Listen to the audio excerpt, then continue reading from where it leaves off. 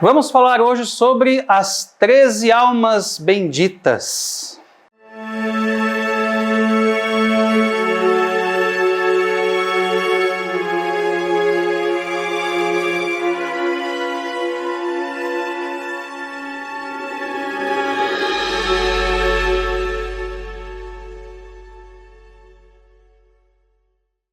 Olá, salve Maria, sejam todos bem-vindos ao programa Nossa Igreja Católica. Eu sou Mário Boldrini e quero convidar todos vocês a conhecer um pouquinho melhor sobre a nossa igreja, as curiosidades e informações sobre a Igreja Católica Apostólica Romana. Se você não é inscrito aqui no canal do YouTube, TV Rosa Mística, inscreva-se agora mesmo e fique por dentro de tudo que ocorre aqui na paróquia do Divino Espírito Santo e Nossa Senhora das Dores. Também temos o nosso WhatsApp, que é o 1365-3046, um canal direto entre você e a nossa paróquia. Converse lá com a Dani. E temos o nosso Facebook, facebook.com/TV Rosa Mística. Acompanhe a nossa programação toda por lá também. Muito bem, programa de curiosidades também, né? Aproveitando que estamos nesse mês de novembro, terça-feira passada eu falei um pouquinho sobre a morte, né? Refletimos um pouco sobre a morte nesse sentido espiritual, como que nós devemos enxergar a morte. E alguém me perguntou, né, sobre as 13 almas benditas, né? Sempre que a gente chega no mês de novembro, que é o tempo de finados, né, as pessoas tem um pouco as suas superstições, vamos assim dizer, né? Vamos falar um pouquinho sobre isso, mas englobando também um pouco essa curiosidade sobre as 13 almas benditas. Muito bem, quem são as 13 almas benditas? Que vira e mexe a gente acha um papelzinho com orações, pedindo intercessão, agradecendo milagres, as 13 almas benditas, não é? Existem inúmeras explicações sobre o surgimento das 13 almas, não é? Mas a versão mais aceita pela mídia, né, e por todos os padres que falam sobre esse tema, eu pesquisei, né, bastante, inclusive, né, opiniões de padres para falar sobre isso, para não falar bobagem aqui.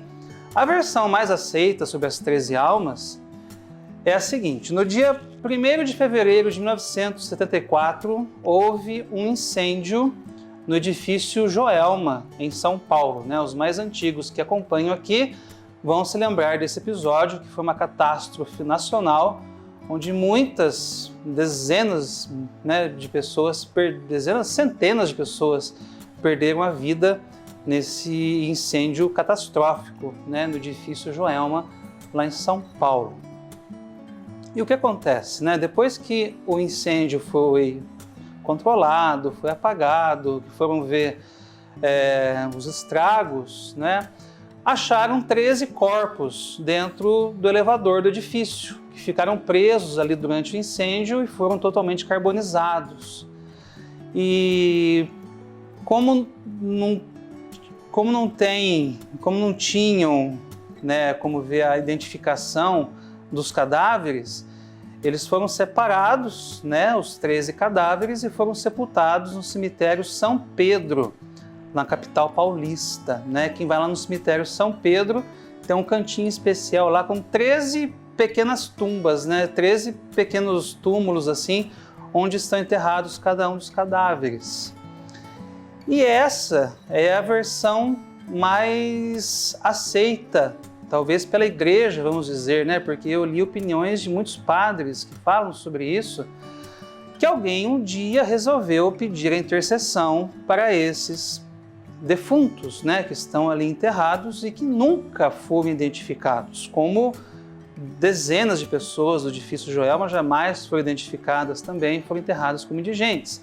Mas essas 13 pessoas, em particular, que estavam ali dentro do elevador, elas foram sepultadas juntas, né, em 13 pequenos túmulos assim, lá no cemitério de São Pedro. Alguém teve a ideia de rezar pelas almas, né, pedir a intercessão delas, e talvez tivesse ocorrido algum milagre, né? Então o que acontece? Isso vai se difundindo, né? Quem aqui em Pinhal vai lá no cemitério dos padres assuncionistas, vai enxergar no túmulo do Padre Mateus várias plaquinhas, né? Milagre alcançado, agradeço por uma graça alcançada, né? São inúmeras as placas que até hoje estão lá no túmulo original do Padre Mateus, né? Hoje, servo de Deus.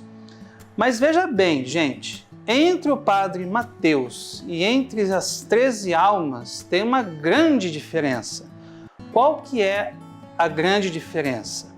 Todos nós conhecemos os prodígios, né, e os feitos do Padre Mateus. Então, depois que ele morreu, passados 5 anos, no caso, ou passados muitos mais anos depois da morte do Padre Mateus, foi-se aberta a causa da sua beatificação, né? A pessoa reúne todos os arquivos, provas, tem-se uma investigação sobre a vida do Padre Mateus. Aí o que acontece? Tendo essa aprovação, ele é considerado servo de Deus e agora aguardamos um milagre e aguardamos a confirmação desse milagre para que ele seja beatificado. Depois da sua beatificação, nós esperamos aí mais um milagre, esperamos a comprovação desse milagre para que então ele seja canonizado. Ou seja, a vida da pessoa é inteira investigada e leva muito tempo para que a pessoa seja proclamada santa, não é? Um exemplo nosso aqui, o orgulho nosso da Diocese de São João da Boa Vista, é o nosso beato Donizete, né? O Padre Donizete de Tambaú. Comprovado o milagre com a criancinha lá de Casa Branca, ele foi proclamado beato. Eu tive a graça de participar da missa de beatificação do Padre Donizete lá em Tambaú. Agora voltemos às 13 almas, não é? As 13 almas podem ser consideradas o que por nós? Considerados santos populares, né? O que são os santos populares?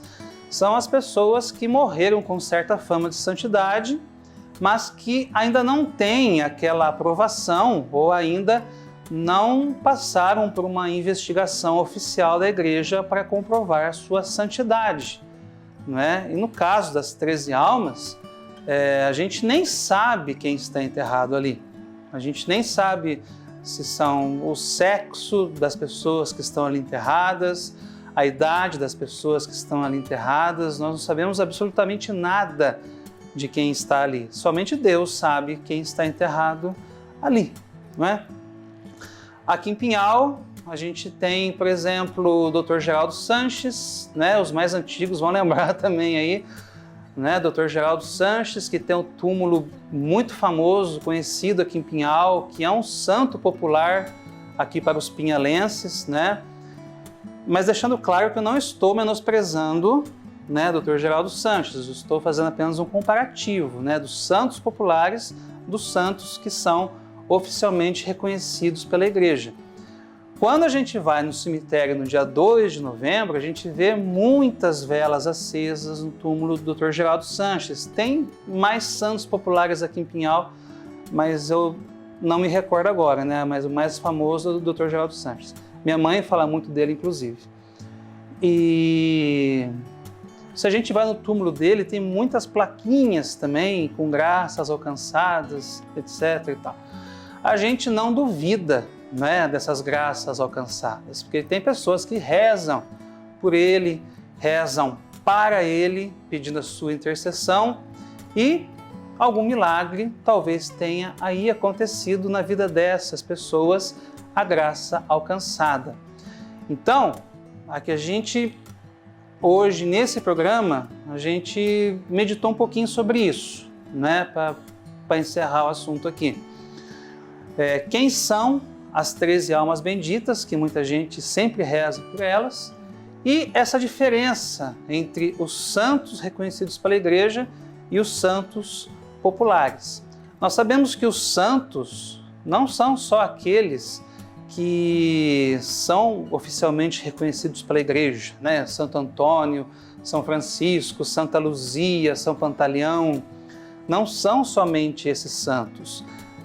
a diferença é que eles são reconhecidos, mas santos são todos aqueles que já estão com Deus.